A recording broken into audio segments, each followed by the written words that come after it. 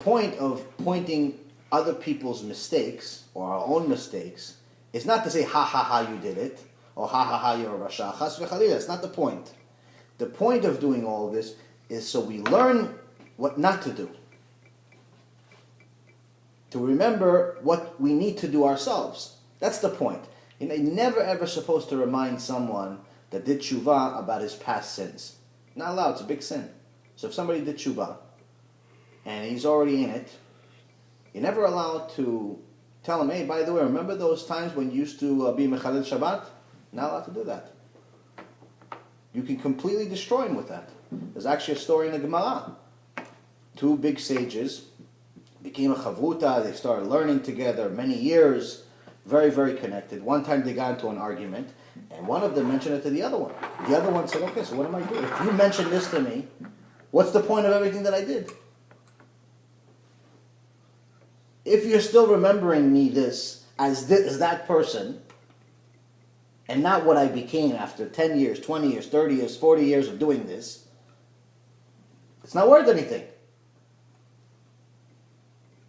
Of course, it's worth something between him and Hashem, but the point here is that for us, we have a direct connection with each other, and we have a direct connection with Hashem. But with Hashem, we don't see him, we don't feel him, we don't smell him, we don't touch him.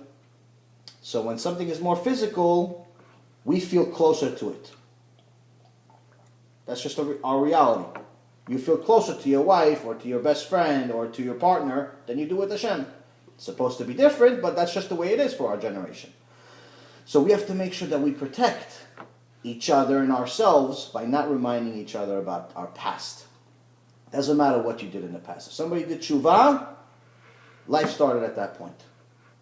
Somebody started doing teshuva and then they fell off, you have to get them back on there, and then they started again, as if they never sinned. You can't bring people down and remind them of all the things they used to do. Like a lot of people like to talk about, what were these rabbis' former lives? Like some of these big Baalei Teshuva, some of these big rabbis are Baalei Teshuva themselves, like Rabbi Amnon Yitzchak, Rabbi Mizrahi,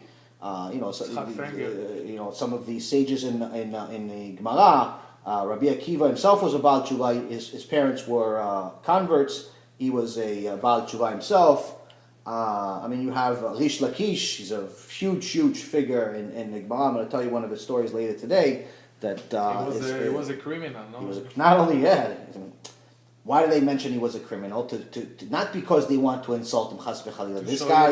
This guy is mentioned in the Gemara. And just so you know, just for future knowledge, anyone that's mentioned by name in the Gemara had the ability to bring back the dead, to resurrect the dead. There's many people that are in the Gemara but are not mentioned by name. They say, it was said that this and this. So when they say it was said and they don't mention the name, obviously somebody said it, but they don't mention him by name. Why don't they mention him by name? Because he wasn't able to bring back the dead.